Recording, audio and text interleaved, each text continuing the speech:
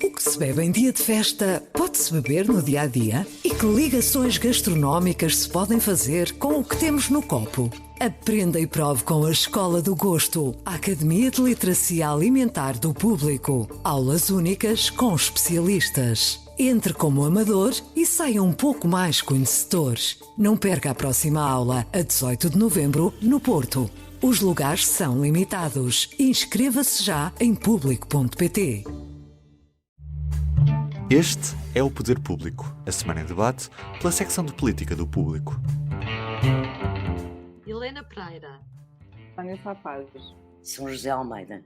Eu sou Ana Sá Lopes, este é o Poder Público. Estamos em plena campanha presidencial e também estamos a horas da entrada em vigor do confinamento total, o que vai ser uma coisa bastante esdrúxula existir uma campanha presidencial em curso, uma vez que os direitos políticos não são suspensos, mas como não houve nenhum esforço para adiar as eleições presidenciais, e o Presidente divulgou no debate da RTP, tentou falar com os partidos a ver se havia alguma possibilidade e ninguém quis. Como ninguém quis, vamos ter uma campanha eleitoral na rua, enquanto está toda a gente em casa. Acho que isto deve ser uma coisa absolutamente extraordinária. São José Almeida, o que é que achas sobre isto?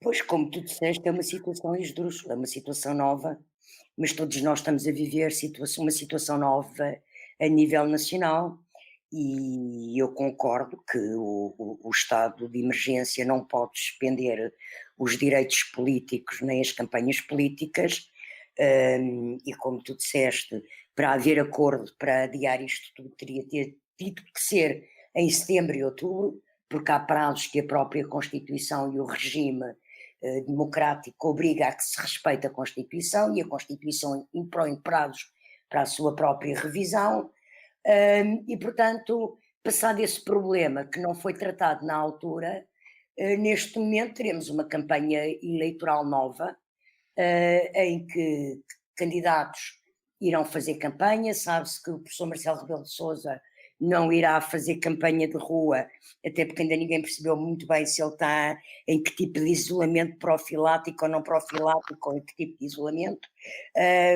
mas tem limitações e não pode estar... Vigilância passiva, acho que o nome é vigilância passiva, eu nunca tinha ouvido.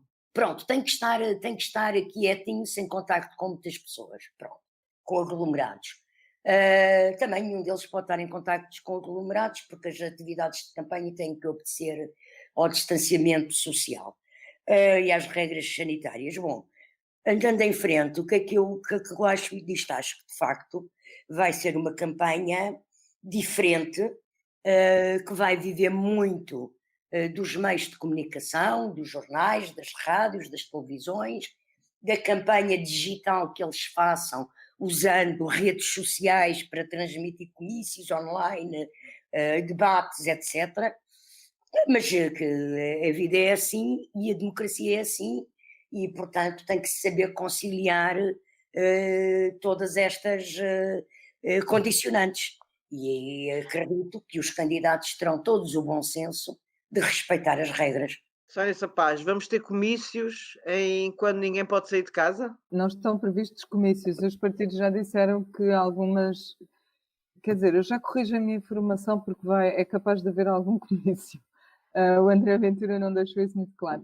Mas a maior parte dos candidatos já disseram que não fariam nem arruadas, nem jantares, nada daquelas típicas ações de campanha.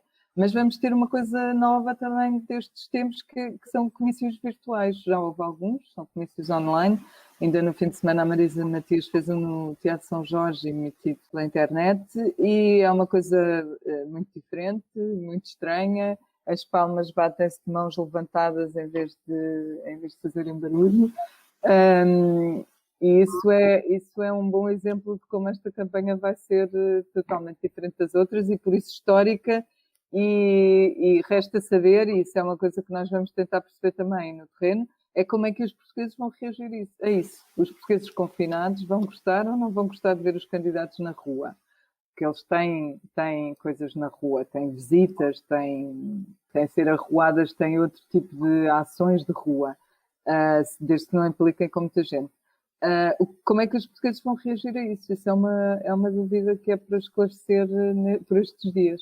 Não estou certa de que todos vão gostar, nem estou certa de que todos vão criticar. Provavelmente teremos muitos portugueses a fugir dos candidatos, enquanto vão às compras a correr a uma mercearia. Não sei, quer dizer. É possível. Há aqui um risco, provavelmente. Helena Pereira, a São José Almeida disse que não se percebe muito bem o que é que se passa com o Presidente da República em termos de Covid e qual é esta situação em que está. Eu também confesso que acabei por não perceber muito bem. Nunca tinha ouvido falar da vigilância passiva, a sério, mas pode ser ignorância minha. Só conhecia pessoas em isolamento profilático ou em isolamento por, de facto, terem a doença ou a infecção. O que é que se te oferece dizer? É uma palavra que eu adoro. Acho que há aqui bastante desnorte nesta questão. Já ontem tínhamos falado sobre isso. Não se percebe algumas novidades realmente da parte das indicações da DGS e da parte do próprio Presidente também. Não percebo como é que um Presidente e uma pessoa que supostamente percebe tanto comunicação, neste caso do seu Covid, está tudo ao contrário. Eu estava agora a ver na página. Vocês sabem quantos comunicados é que o Presidente fez e que estão na página oficial da Presidência sobre os seus testes Covid desde há 2 dias até agora? 6 comunicados. O primeiro era o Presidente testa positivo, mas assintomático. A seguir era o Presidente respondeu a inquérito epidemiológico. Depois foi o Presidente testa negativo. Isto eram os títulos que estão lá.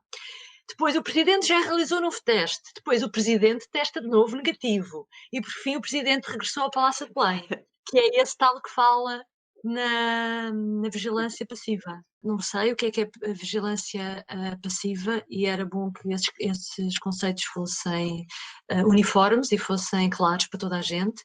E depois, este último comunicado tem aqui outro ponto que é, lembra aquela situação de ele ter um teste positivo e depois ter de vários testes negativos, e referindo que os testes negativos, os 2, foram realizados pelo Instituto Ricardo Jorge, que é o Laboratório Nacional de Referência. Ora, se é o Laboratório Nacional de Referência, por que razão é que o Presidente da República anda a fazer testes num sítio que não é o Laboratório Nacional de Referência? Isto é tudo um desnorte, vou-lhe chamar desnorte. Nós vivemos uma altura absolutamente particular de crise pandémica, mas de facto, como vocês disseram ontem, não faz absoluto sentido que ainda não tenha ouvido uma palavra oficial. Ninguém ouviu ainda uma palavra oficial de uma entidade do Estado, da DGS, sobre a questão do Presidente da República estar infectado. Eu também acho isso uma maluqueira completa. Mas enfim, posso dar um contributo para isso da vigilância passiva, do isolamento profilático, etc. Porque nós fizemos algumas perguntas e só para vos dizer as respostas, pronto. Há vários graus de vigilância ou de isolamento e isso tem a ver com o grau de risco que é atribuído à pessoa que esteve em contacto com um caso positivo. No caso do contacto ser considerado de risco ou de mais risco, como aconteceu entre o Costa e o Macron, que era um almoço sem máscara, etc., foi considerado contacto de alto risco, é obrigatório o isolamento profilático. O isolamento profilático obriga a X dias em confinamento, portanto, em casa, como fez o Costa. No caso do isolamento ou da vigilância passiva, como foi aplicado a Marcelo Rebelo de Sousa, ela utiliza-se quando são casos de menos risco. Pronto, no caso dele, ele não foi considerado um contacto de alto risco, foi de baixo risco e, portanto, a vigilância não é isolamento profilático, é vigilância passiva. Implica que ele não faça certas coisas, não ande em aglomerações, não, como ele explicou. Foi isso que nos responderam às perguntas que fizemos e pronto, espero ter contribuído para esclarecer alguma coisa. Obrigadíssima, mas eu confesso que não foi a primeira vez que ouvi falar em vigilância passiva e erro meu, provavelmente. Não, deixa-me só dizer uma coisa que já foi aqui dito e que eu quero frisar. É incompreensível que, sendo o titular do primeiro órgão de soberania que está nesta situação, que não haja um reporte pormenorizado pelas autoridades de saúde, de informação transparente para a população e explicativa da situação do ocupante do cargo Presidente da República, em nome da dignidade e da transparência do Estado Democrático. Acho de facto inacreditável que se limitem a pôr notinhas no site da Presidência da República e que não haja um esclarecimento por parte da Direção-Geral de Saúde, porque eu lembro que se o Presidente tivesse internado com uma doença qualquer, ou doente com uma doença qualquer hospital teria a obrigação de fazer balanços diários e reportes diários do estado de saúde. É isso que é normal. Isto não se percebe. O que se está a passar não se percebe. Assino por baixo, Maria de São José, e agora queria só um tema que me suscitou a curiosidade nos últimos tempos, gostava que falassem sobre isso. A JS deu a indicação de voto, sugeriu que os seus militantes não votassem nem no atual Presidente da República, que se é recandidato, como muitos dirigentes do PS defendem, nem na sua militante mais desalinhada, Ana Gomes, mas em Ana Gomes, em João Ferreira e em Marisa Matias. O que é que isto quer dizer? E estou a juntar que ontem, por acaso, a Isabel Moreira, a deputada socialista, entrou na campanha de João Ferreira, claramente naqueles famosos cafés que são atos de campanha pública. E desta vez, eu não me lembro de umas eleições em que, eu sei que não são muitos, mas algumas pessoas do PS estivessem com o candidato comunista. Tu lembras de São José? O que é que significado atribuis a isto? Não me lembro, é de facto novo. O que assistimos já no passado foi militantes comunistas que até tiveram que sair do partido com José Magalhães e Jorge Lemos, porque apoiaram Mário Soares em eleições presidenciais. O que eu acho que isto reflete é a transformação que houve à esquerda e dentro do próprio PS, por causa da coligação na anterior legislatura, a coligação parlamentar, o acordo parlamentar de governo entre o PCP, o Bloco de Esquerda, o PEV e o PS. E penso que como o Primeiro-Ministro costuma dizer, e disse muito enfaticamente durante essa anterior legislatura, e dizia na sua moção como candidato a líder do PS, era um muro que ele queria quebrar e depois até lhe chamou que foi o quebrar do muro de Berlim.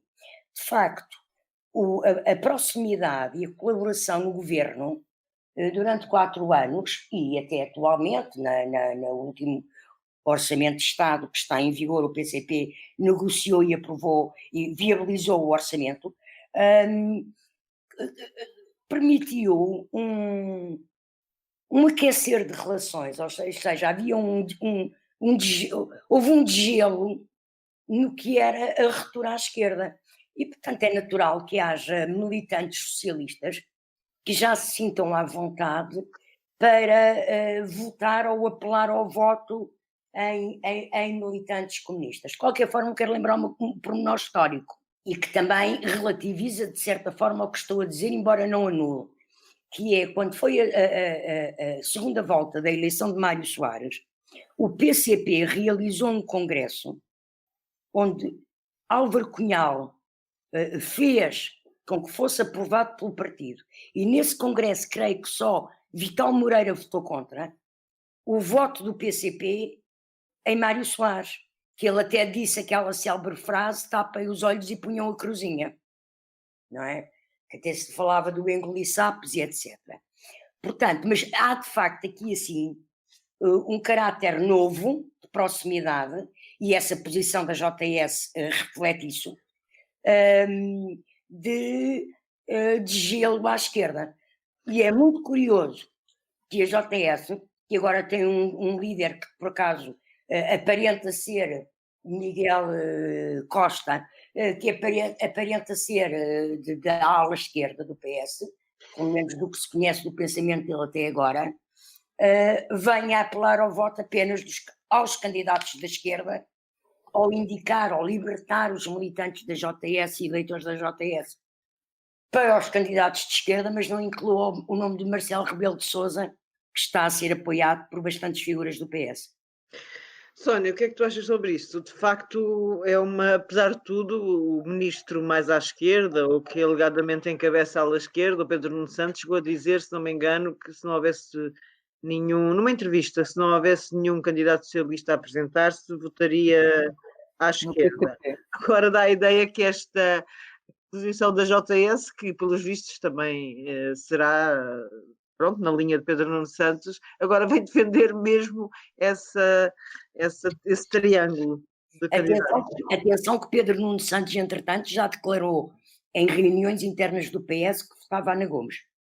Sim, não, e eu penso que externamente ele já apareceu na campanha da Ana Gomes. Exatamente, sim, eu aliás posso-me ter perdido, mas ia dizer, Pedro Nuno Santos apoia a Ana Gomes, mas a JS manteve a ideia da esquerda da total abertura. Eu acho que isto, ao mesmo tempo que a JS quer dar sinais de independência em relação ao partido, ao PS, que não manifesta apoio a nenhum candidato, ao mesmo tempo que isso acontece, também acho que tem a ver um pouco com aquilo que a São José disse, que houve de facto uma aproximação entre partidos que estavam historicamente afastados, como o PS e o PCP, e isso vai-se refletindo nas mais variáveis situações. No fundo, isto é quase uma consequência da geringonça. É uma forma da JS também dizer que estava confortável com a geringonça e com a solução que ela apresentou e que representou para o país.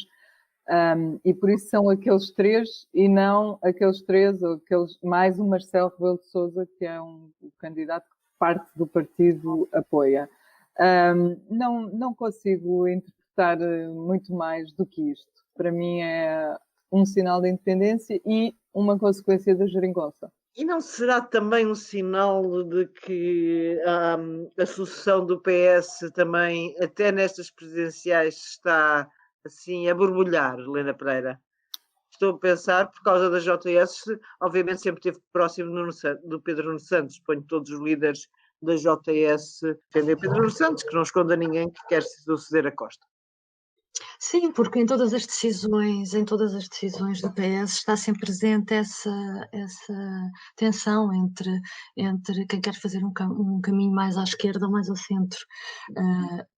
Eu por acaso, deixa-me só dizer isto, quando vi esta posição da JS, pareceu mais que era também não sei, uma preocupação de quem pensa mais à esquerda no PS com o que está a acontecer a 15 dias das eleições, ou a menos de 15 dias das eleições, que é todos os partidos de esquerda, todos os partidos da geringonça, o PC e o Bloco fizeram questão de ter os seus candidatos e não há aqui um candidato a geringonça porque cada um quis marcar o seu espaço, tirando o PS, que teve aquela posição que sabemos qual é.